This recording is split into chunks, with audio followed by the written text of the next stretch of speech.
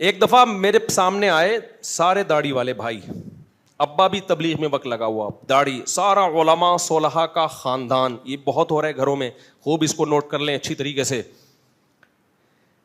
بیٹے نے کیا کیا, ابا کے کاروبار کو بہت آسمان کی بلندیوں تک پہنچا دیا. آپ کو پتا ہے جب سارے نالائق بھائی ہوتے ہیں شروع میں تو کچھ کرتے نہیں ہیں, ایک بیٹے نے بڑی محنت کی, اب جب گھروں میں دے دنادن نوٹ آنا شروع ہو گئے تو باقی بھائیوں کی بھی آنکھیں بولو کھل گئی. 15-20 سال کے بعد وہ بھی کاروبار میں, اب تک وہ کیا کھا رہے تھے, پیڑے. مسئلہ سن رکھا تھا ابا نے کہ باپ کے کاروبار کو اگر کوئی بیٹا ترقی دیتا ہے تو وہ بیٹا باپ کے کاروبار میں پارٹنر نہیں بن جاتا, اس کاروبار کا مالک کون رہتا ہے, باپ. بالکل اسی شرعی اصول کے تحت ساری آمدن ابا کے پاس آ رہی اور ساری گھروں میں مشترک خرچ ہو رہے. اب جو بیٹا بزنس میں اتنی ترقی دی ہے اس کو یہ خیال آئے گا نا کہ ساری محنت 10 سال سے میں کر رہا ہوں اور سب بھابیاں بھی کھا رہی ہیں, بھتیجے بھی کھا رہے ہیں, اور ساری بہنوں میں بھی ڈیوائڈ ہو رہا ہے, سارے بھائیوں میں بھی ڈیوائڈ ہو رہا ہے, مجھے ثواب کے علاوہ کچھ بھی بولو نہیں مل رہا. اور کھا بھی تسلی سے رہے ہیں, شادیوں پہ بھی دے دنادن اڑا رہے ہیں, قربانی کے جانور آ رہے ہیں تو 15-20 لاکھ کے آ رہے ہیں. تو اس بیٹے کو خیال ہوگا کہ نہیں ہوگا کہ بھئی میرے خون پسینے کی کمائی ہے, تو اس سے اتنے موٹے موٹے کٹے لے کر آ رہے ہو تم, لاسانی اور دل پسند کے بچڑے. غریب آدمی تو دل پسند کی مٹھائی خریدتے ہوئے اس کی شوگر ڈاؤن ہو جاتی ہے, اس کو ڈبل ڈبے خریدنے پڑتے ہیں. تبھی دیکھو غریب 2 ڈبے لے کے جا رہے ہوتے ہیں. ایک تو اس لیے کہ وہ ڈبہ مٹھائی کھانے کا دل چاہتا ہے, لیکن جب قیمت پتہ چلتی ہے تو شوگر کیا ہو جاتی ہے, ٹینشن سے ڈاؤن ہوتی ہے, 2 ڈبے خریدتے ہیں.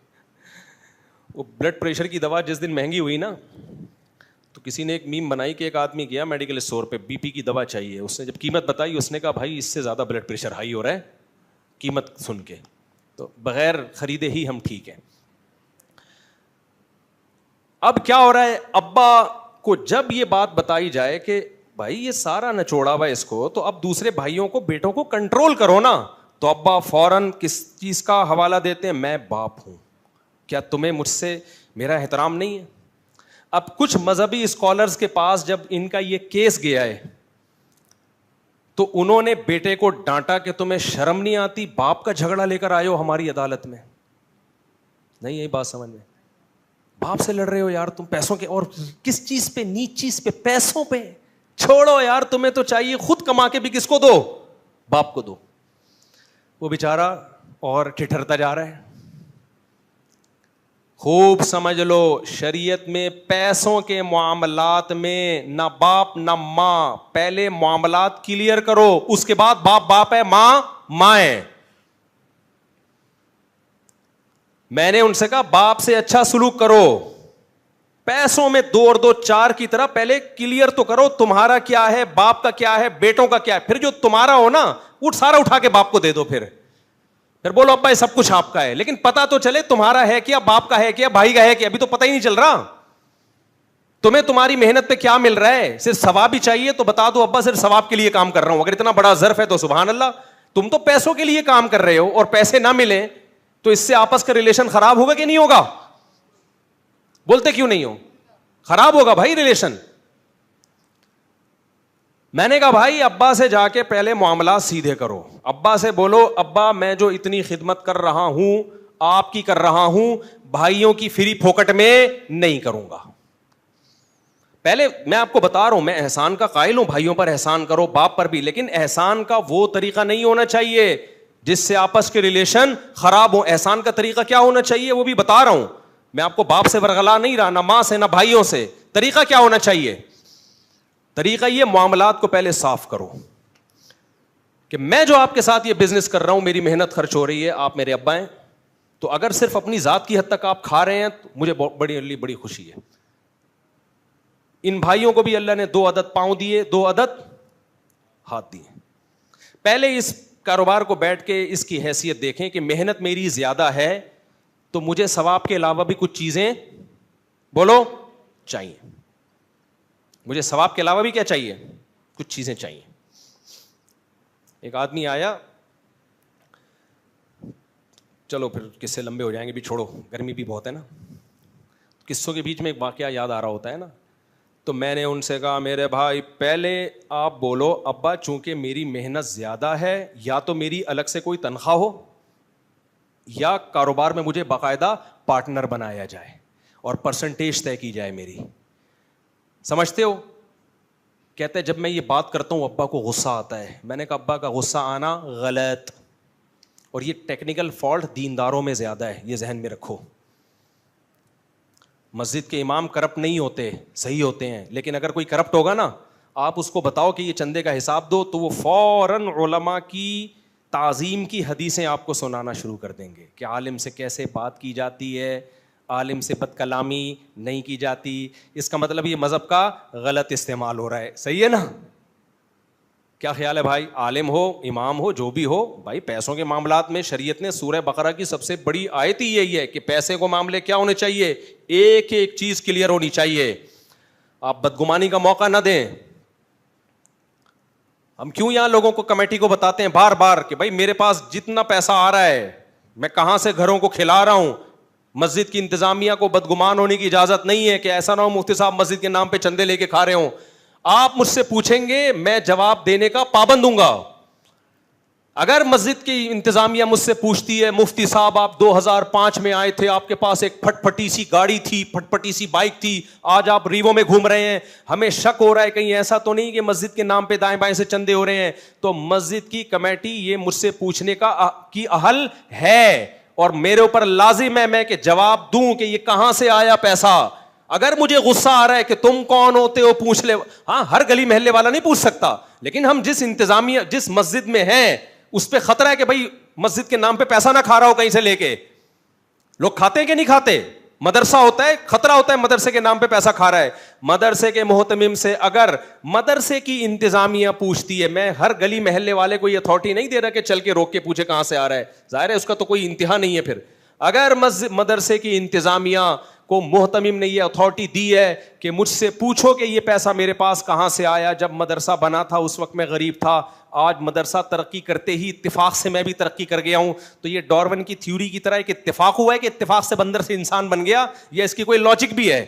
تو میں بھی غریب سے اچانک مالدار بن گیا. محتمم سے لوگ پوچھنے کا یعنی حق رکھتے ہیں مسجد کی مدرسے کی انتظامیہ کہ محتمم صاحب جب آپ آئے تھے تو آپ کے پاس ایک پھٹ پھٹی سی موٹر سائیکل تھی, جیسے جیسے مدرسہ ترقی کر رہا ہے آپ بھی شادیاں کرتے چلے جا رہے ہو. اگر محتمم کو غصہ آ گیا نا یہ سن کے, اس کا مطلب گڑبڑ کر رہا ہے, 2 نمبری ہے. اور پھر مذہبی آدمی ہوگا نا تو مذہب کا لیبل لگائے گا, داڑھی رکھی ہوئی ہے میں نے, تمہیں شرم نہیں آتی, داڑھی کا احترام نہیں کرتے. میں عالم ہوں, تمہیں شرم نہیں آتی, علماء سے ایسی بات کرتے ہو. العلماء ورثۃ الانبیاء, علماء پیغمبروں کے وارث ہیں. اور بھائی جان آپ حدیث کو کہاں فٹ کر رہے ہو؟ غلط جگہ فٹ کر. یہ حدیث اس موقع کے لیے نہیں ہے, اس موقع پر وہ آیت ہے کہ اے ایمان والو آپس کے لین دین میں بھی پیسوں کے معاملے میں کلیئر رہو. جب آپس کے لین دین میں, تو مدرسے کے لین دین میں تو کہاں سے تجھے اجازت ہے کہ جو مرضی کرتا رہے؟ مسجد کے چندے میں تجھے کس نے اتھارٹی دی ہے کہ پوچھنے والا نہ ہو تم سے؟ نہیں آ رہی میرا خیال ہے بات سمجھ میں؟ تو کہاں سے کہاں بات چلے گئی. تو ابا جو تھے نا, ابا, یہ مذہبی لوگوں میں زیادہ بڑا مسئلہ ہے. فوراً ایسے موقع پہ مذہب کا استعمال کرنا شروع. تو میں تو یہاں یہ رفیع بھائی بیٹھے ہوئے ہیں, شاکر بھائی بیٹھے ہوئے ہیں, یہ ہماری کمیٹی کے ممبر رہے ہیں, یہ لوگ یہ گواہ ہیں. میں نے 100 دفعہ بولا ہے بھائی میرے اوپر انگلی نہیں اٹھانا, مجھ سے پوچھنا کہ یہ کہاں سے آئی ہے ریوو آپ کے پاس, آپ 4 گھروں کو کیسے پال رہے ہو, آپ پوچھو گے میرے ذمے جواب ہے. اگر مجھے غصہ آ گیا اس کا مطلب دائیں بائیں سے, ٹھیک ہے نا, کیا کر رہا ہوں میں, الگ سے رسیدیں چھاپی ہوئی ہیں پھر ہم نے.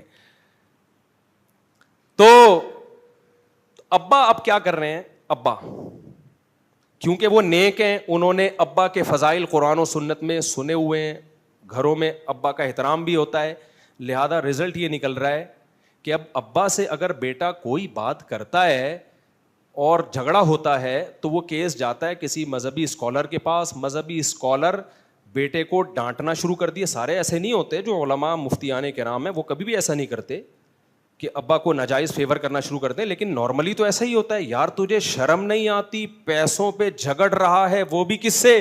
باپ سے. انتا و مالوک لابی کا, تیرا مال سارا تیرے باپ کا مال ہے, حدیث ہے. تو میرے پاس جب آیا نا تو میں نے کہا یہ جو حدیث میں آتے ہیں نا تیرا سارا مال تیرے باپ کا ہے, اس کا مطلب پہلے پتا ہو کہ تیرا ہے کیا اس میں, یا تو تیرا پتہ ہی نہیں چل رہا ہے تیرا ہے کیا. پھر اٹھا کے باپ کو دے گا نا تو باپ بھی احسان مانے گا, تھا بیٹے کا, دے کس کو دیا؟ مجھے دے دیا اس نے, ابھی تو پتہ ہی نہیں چل رہا. اور یہ اخلاقی ترغیب ہے. حدیث کا مطلب یہ نہیں ہے کہ بیٹا جو کچھ کمائے اور باپ کو ضرورت بھی نہ ہو پھر بھی, کیونکہ ایسے ابا بھی ہم نے دیکھے ہیں. بیٹا کہہ رہے میں کما کے بھیج رہا ہوں, گدھا بنا ہوا ہوں, اور ابا تاش میں اڑا رہے ہیں, سٹے لگا رہے ہیں, دوستیاں لگا رہے ہیں, ادھر ادھر عیاشیوں پہ اڑا رہے ہیں. بھائی باپ کی بنیادی ضرورتیں ہم تو پھر بھی اس کو کہتے ہیں بھیج دے یار. اخلاقی طور پر تو یہی ہے, وہ سٹا لگانا اچھا کام نہیں ہے. تو نہیں بھیجے گا وہ چوری کرنا شروع کر دیں گے. سٹے چھوڑنا آسان کام نہیں ہے, لیکن شرعاً لازم نہیں ہے. ابا کے سٹے کا خرچہ آپ پہ, بولو, اولاد پہ نہیں ہے. ابا کی بنیادی ضرورتیں اولاد پر ہیں. نیک اولاد تو کہتی ہے ابا سارا آپ کا, لیکن پہلے پتا ہو کہ میرا ہے کیا, پھر سارا اٹھا کے دو نا. یہاں تو پتہ ہی نہیں چل رہا. تو میں نے کہا بھائی آپ اپنے ابا کو لے آؤ, اگر وہ مجھے ثالث بناتے ہیں تو میں ان سے کہوں گا آپ ظلم کر رہے ہو اولاد کے اوپر, کیونکہ یا تو اس کی الگ سے تنخواہ رکھو بیٹے کی, یا اس کو کاروبار میں کیا بناؤ, پارٹنر. اور میں نے کہا اپنا الگ اکاؤنٹ کھلواؤ, آپ کا جتنا پیسہ ہوگا اس الگ اکاؤنٹ میں جائے گا. پھر بے شک کوئی قربانی کے کٹے لائے یا بچڑے لائے یا شادیوں پر دولت اڑائے, یہ کس کا ہیڈک ہے؟ یہ پھر اس کا ہیڈک. ورنہ بعض ماں باپ وہ کام کر رہے ہوتے ہیں, اولادوں کو لڑوا رہے ہوتے ہیں آپس میں, ایسے کام کر رہے ہوتے ہیں, اور مرنے کے بعد ان کے لیے جہنم بنا کے جاتے ہیں دنیا میں.